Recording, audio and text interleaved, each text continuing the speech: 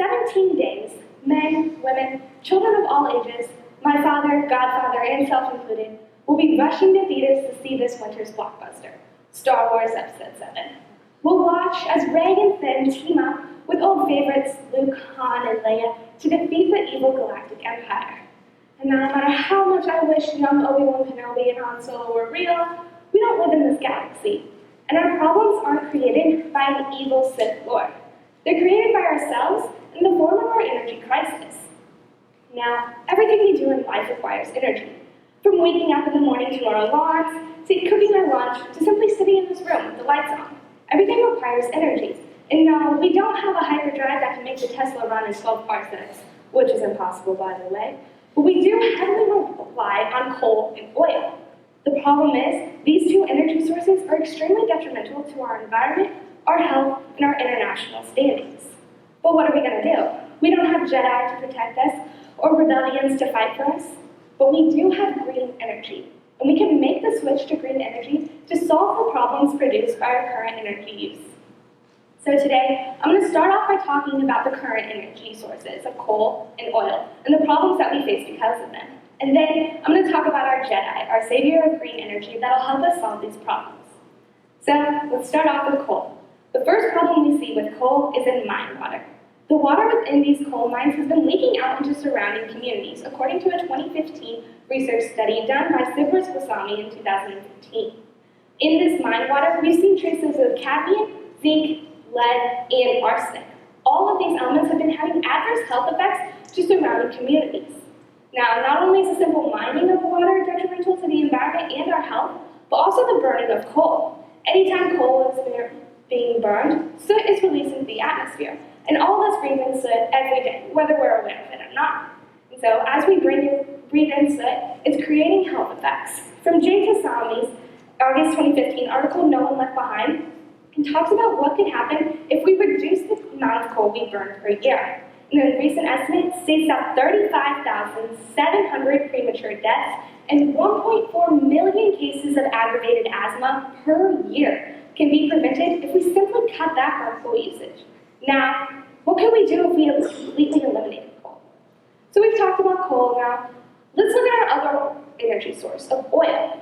Now, the first main problem with oil is that it's a non-renewable energy source. It's going to run out. From Matt Delano's June 28, 2014 article in USA Today, states that there's a currently 53.3 years of oil left within our Earth's reserves. Now, it might seem like a long time, but for myself, I'll be just over 70 years old. I'll have kids and grandkids. And what we need to survive today, oil, will not be available to them if we continue on with our current consumption rates. Now, the second problem we see with oil is in oil spills. A Pedro Ramirez research done over a span of 10 years, which was released this January 2015, studied the effect that oil spills had.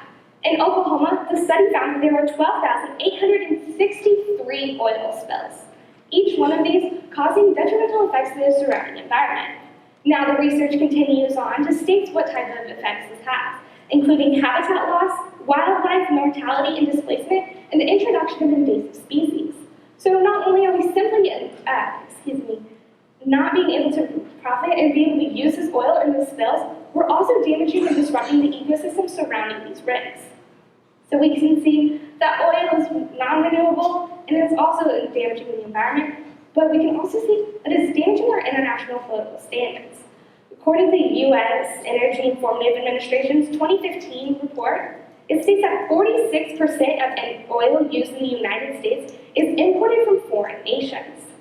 46%. It's almost half of the oil in the United States is coming from other countries, making us dependent on these countries for this prime energy source.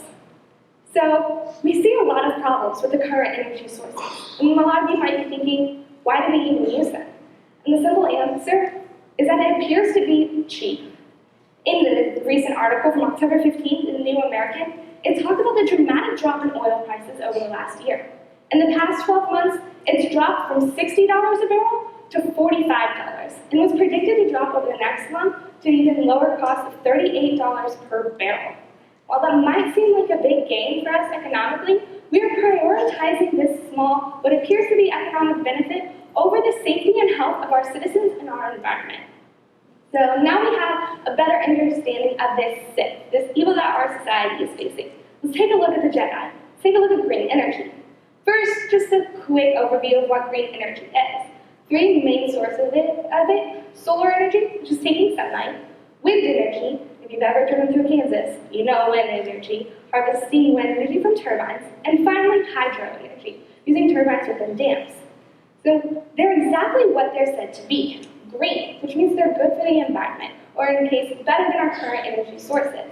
They're not releasing toxic chemicals into our air or our water, and they're not causing adverse health effects to surrounding ecosystems. Another big benefit of this is that it's actually more cost-effective over time to switch to green energy than it is to stay with current energy sources. October 2015, Bob Schleiden wrote an article, Hey Mr. Green, talking about this lower green energy sources. With these, one, fuel is particularly free. As these machines are up and going, they're supplying their own fuel, and no outside sources will need to be in to help these machines run, only simply maintaining them. And second, the technology to create these machines is as cheap as it's ever been. As we continue to progress technologically as a society, this technology will become cheaper and more readily available for us to use, therefore lowering the production costs of these machines for green energy. Now, Jay Tassani's previously mentioned article also talks about the economic benefits of green energy. He states that there are 3 times as many job opportunities in the green energy sector than coal and oil. 3 times. That can help us dramatically reduce the unemployment rate in the United States and pump money through our economy. So we can see that this argument that our current energy sources is somehow cheaper simply doesn't stand, and that green energy is actually going to be more cost affordable in the future. And the final benefit we can see from green energy is international politics. The United States, being a hegemonic power, is looked up to by all other countries. And if we start making this push for green energy, other countries will follow our lead. It will help us create a safer and, in fact, greener environment, not just for us, but the globe in all. Now, this will also reduce our dependability on outside countries. We will no longer have to rely on countries for this vital energy source. We will be able to be completely self-sustainable in this sector. So, we've covered the Jedi now. We've covered the evil galactic empire. But let's think about this. How are we going to apply it? And here at Missouri State University, all of you probably know we're a public affairs university. But we can really apply 2 pillars: community engagement and ethical leadership here today. For community engagement, I challenge each and every one of you to help this problem out, to become the Jedi in your own special way. Get involved here in Missouri State. Join the Sustainability Club here on campus. Join SGA and maybe propose a bill to put in more solar panels. Overall, make a push for our community in general to be more green. Now, secondly, ethical leadership. We're all going to be leaving college pretty soon and going out into the world. Whether we're a business person or a leader in a galactic rebellion or a politician or a teacher, we'll all have to face the consequences of decisions we've made. So we need to make these decisions ethically. What are the consequences of us using all of our oil reserves now and not leaving anything else for our children and grandchildren? What are the consequences to the environment that we are creating when we're burning coal? We need to think about this and apply them ethically into our lives. Now, Obi-Wan Kenobi says in A New Hope, in my experience, there's no such thing as luck. And I agree. We're not going to get lucky with this problem. It can't be swept under the rug and just forgotten about and maybe it'll go away. This is a serious problem we face every day, and it's extremely prevalent in our society, and we need to focus on how to fix this problem now. Well, Master Yoda so famously says, do or do not, there is no try. We must start making the green energy push now. We must start making the switch away from harmful sources to these safer environmental sources, or face the consequences of our inaction.